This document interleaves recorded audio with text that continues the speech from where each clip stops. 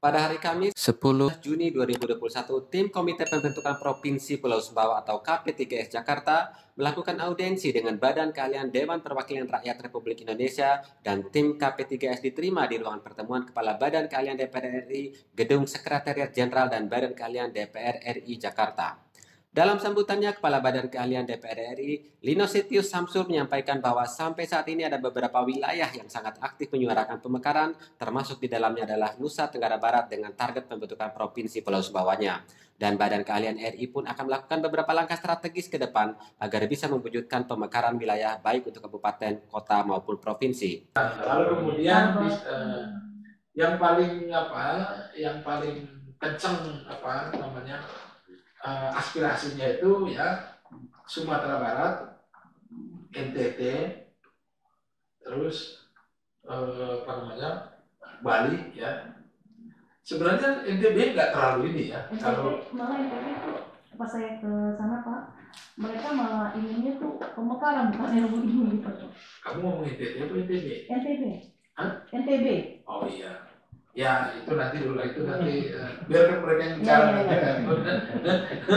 Hal senada juga disampaikan oleh Kepala Pusat Penelitian DPR RI Indra Pahlevi bahwa Pulau Sumbawa adalah salah satu yang paling berpotensi untuk menjadi provinsi di mana di sana sangat banyak potensi yang luar biasa hebat baik alam maupun SDM-nya. Ia menambahkan bahwa Badan Keahlian juga akan melakukan riset terkait pembentukan Provinsi Pulau Sumbawa untuk disampaikan kepada Komisi 2 DPR RI. Cara menggaungkan itu nanti dari kami Badan Keahlian ya, sebelum nanti kita drafting kalau memang itu menjadi sebuah kebutuhan adalah penggaungan isu ini. Lalu nanti secara spesifik Mas Prayudi tolong nanti disiapin di tim politik dalam negeri itu riset kecil terkait dengan Provinsi Pulau Sumbawa. Kemudian nanti harus ke Pulau Sumbawa ya, Pak Prayudi, nanti kita fasilitasi secara spesifik sehingga nanti hasilnya bisa kita sampaikan kepada Komisi 2. Demikian dari kami Pak Kabar, terima kasih. Assalamualaikum warahmatullahi wabarakatuh. Sebagai Ketua KP3S Jakarta, Haji Sanusi menyampaikan bahwa sudah 21 tahun agenda pemekaran ini digaungkan yang hanya tinggal menunggu ketuk palu dari Presiden Republik Indonesia. Namun moratorium terjadi dan sampai saat ini pemerintah masih melanjutkan kebijakan penundaan sementara atau moratorium terhadap usulan pemekaran daerah baru. Oleh sebab itu, ia menyampaikan agar pihak-pihak yang berkompeten bisa sama-sama berjuang agar pemekaran Provinsi Pulau Sumbawa bisa segera terrealisasi setelah akhirnya moratorium dicabut kembali. Komite Pembentukan Provinsi Pulau Sumbawa. Nanti ada Provinsi Polres juga. Ini komite yang ini. Menterinya udah ada. Reo dia apa ya? Reo ya, Manggarai juga. Manggarai juga. Sudah dalam 20 sekarang 21 tahun. Provinsi yang Profesor Burhan Magenda selaku penasihat KP3S pun menyampaikan bahwa kondisi kebijakan fiskal nasional sedang difokuskan untuk penanganan COVID-19 dan pemulihan ekonomi nasional, sehingga dengan mempertimbangkan kemampuan keuangan negara dan kondisi pandemi COVID-19 yang mana hal ini memberikan kontraksi pada usulan pembentukan DOB yang sampai saat ini masih terikat dengan rapi dalam moratorium. Beliau menambahkan bahwa potensi sumber daya alam di Pulau Sumbawa sangat potensial dan memungkinkan untuk berdiri sendiri menjadi sebuah provinsi. Namun karena terlalu banyak usulan DOB sehingga menjadi terkendala secara nasional dari segi ekonomi. Ya, APBN juga mungkin sebab ini barangkali biar mau dimekarkan kemana. Kalau Mbak Ani Menteri Keuangan bilang nggak ada dana, ya gimana Pak? Nggak ada. Jadi itu beliau itu yang pegang kunci juga layak untuk pemekaran dari segi ekonomi. Kalau banyak yang minta jadi repot. Tapi kan Sumbawa itu ada tambang emas Pak. Daerahnya Pak Amir Jawa ini Sumbawa Barat. Nah, itu kita udah banyak devisa buat negara. Jadi kayak misalnya sekarang Papua itu yang minta pemekaran itu Timika Pak, Provinsi Papua Barat Daya. Nah, di samping Papua Selatan. Nah, Papua Selatan itu ada juga banyak investasi di sana. Oke. Di Papua Barat Daya itu dia kan udah Freeport Pak. Jadi itu dua provinsi itu. Sekarang ini ditambah dengan pemekaran. Jadi undang-undangnya kalau dapat green light dari Bapak Presiden, udah oke, undang-undangnya bakal keluar, Pak. Jadi tinggal kemudian Mendagri numpang lewat saja, jadi tinggal langsung ke Bapak Presiden. Dan saya kira kalau Pak Mendagri udah oke, ya insya Allah barangkali bisa, kalau pandemi ini mudah-mudahan cepat selesai. Arif Hidayat selaku Sekretaris KPTGS menyampaikan hasil kajian mengenai daftar inventarisasi masalah naskah akademik rancangan undang-undang tentang Provinsi Nusa Tenggara Barat, kajian Badan Keahlian Dewan Perwakilan Rakyat Republik Indonesia versus kajian Komite Pembentukan Provinsi Pulau Sumbawa atau KP3S, dengan harapan bisa menjadi bahan yang akan memperkuat keputusan untuk mewujudkan pembentukan Provinsi Pulau Sumbawa. Jelaskan secara detail tentang sejarah pemerintahan sebelumnya yang berada di Pulau Sumbawa dan Lombok. Jadi sebagai masukan kami, sudah ada jelas di sini juga, nanti ada bisa dimasukkan sebagai dilengkapnya. Yang kedua, di bab 2-nya kajian teoritis dan praktek empirisnya tidak adanya penjelasan situasi terkini terkait usulan Biro Bidder atau Nomor Baru tentang Provinsi Pulau Sumbawa yang posisinya sudah pada tingkat 2 di paripurna DPR RI saat itu, dan yang akhirnya ditunda untuk disahkan oleh pemerintah selanjutnya. Sedangkan di bab 4-nya tentang filosofi, landasan filosofi, sosiologis dan yuridis itu sama dengan bab 2 usulan kami, tidak adanya landasan sejarah pembentukan NTB. Jadi sama dengan bab 1, nanti bisa secara detailnya sudah ada di kami. Jika nanti butuh soft copy-nya, kami tinggal berikan. Ya itu aja sih, karena kalau kita lihat dari sejarah, Pulau Sumbawa sebenarnya merupakan pusat pemerintahan, baik itu sebelum Gunung Tambora meletus 1825 ataupun sesudahnya. Pas setelah digabungkan 15 itu di Penogoro, lupa Pak. 1515. Hasil kajian ini diserahkan secara langsung oleh Ketua KP3S Jakarta Haji Sanusi kepada Kepala Badan Keahlian DPR RI Lino Septius Samsul.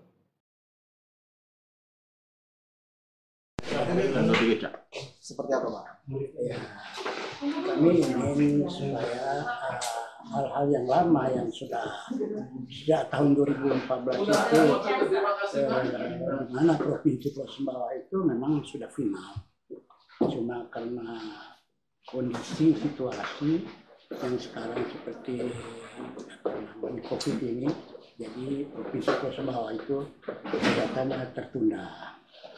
Oleh karena ini pada hari ini kami akan mencoba untuk mulai lagi untuk artinya merangsang untuk pembentukan itu supaya masyarakat di provinsi kami itu bahwa kami itu tidak diam, ya, bahwa di sana itu sudah sangat menunggu-nunggu hasil daripada keadaan ini supaya provinsi Pulau Sumbawa itu segera terwujud.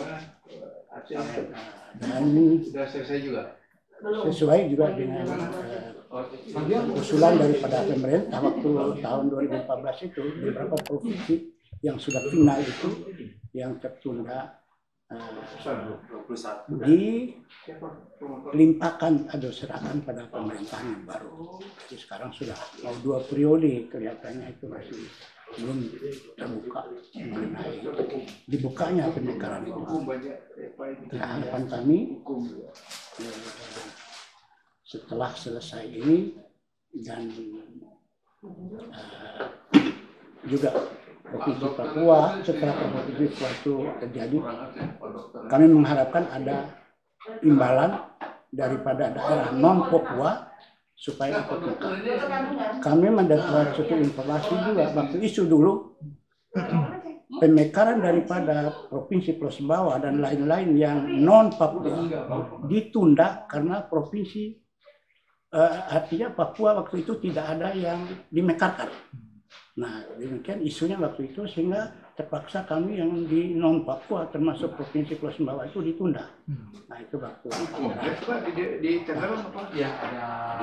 disebutkan bahwa kami sebenarnya sudah selesai.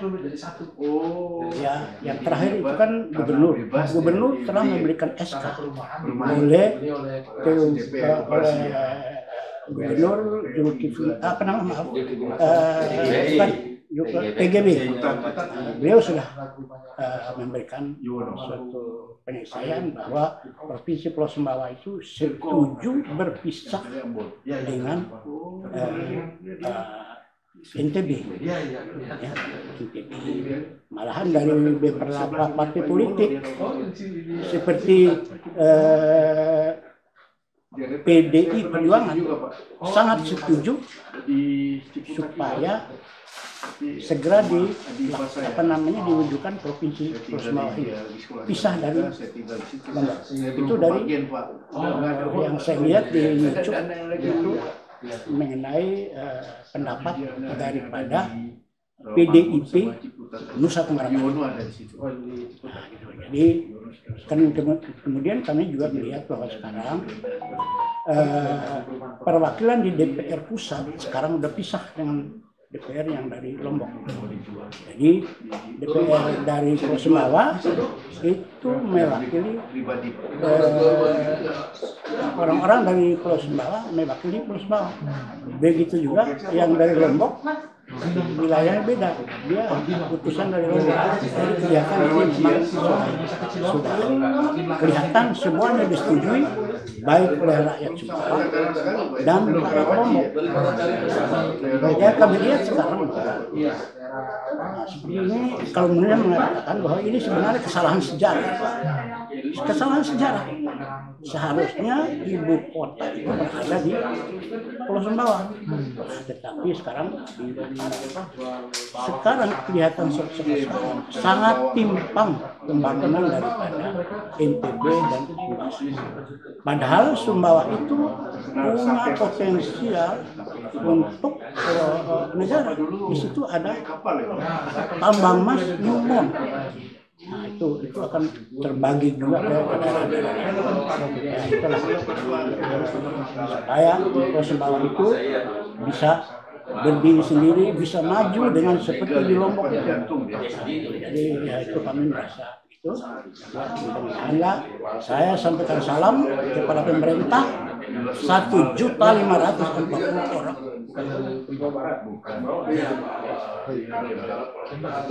Penduduk Sumbawa itu karena dambaan itu sudah berlangsung selama 21 tahun sekarang.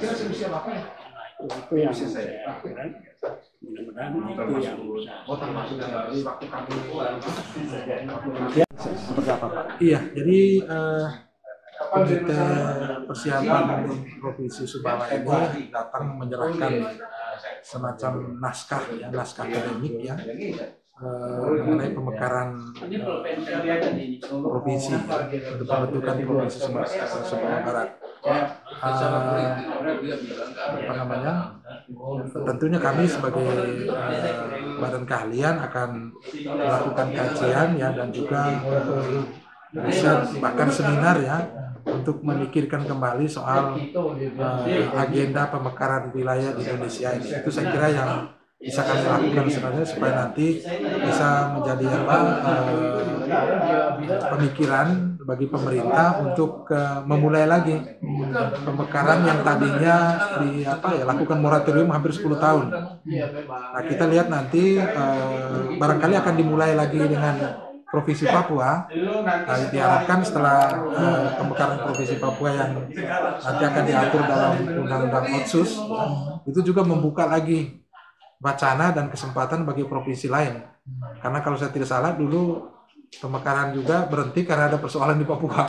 Jadi ketika Papua ini sudah selesai persoalannya, mudah-mudahan nanti terbuka lagi kepada provinsi yang lain. Dan tentunya kajian kita adalah melihat apakah pemekaran menjadi satu solusi ya, solusi untuk menyelesaikan persoalan pembangunan pada saat ini. Saya kira intinya itu. Tapi dengan kata lain, selain itu tidak ada lagi yang menjadi penghalang ya untuk saat ini. Kalau bicara soal penghalang itu kan sekarang kan karena ada memang politik moratorium. Memang pemerintah belum gitu ya. Tapi kalau soal penghalang dalam arti teknis, kan ada syarat-syaratnya.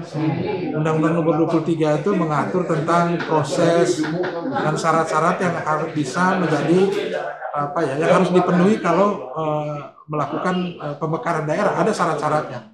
Tinggal nanti masing-masing daerah memenuhi persyaratan itu aja. Ada persyaratan teknis, ada persyaratan administratif, semua itu harus dipenuhi. Kembali ke Undang-Undang Nomor 23 tahun 2014. Terima kasih. Kameramen Imam Hermawan dan narator Jamal Ikraman, SCPD Channel, Jakarta.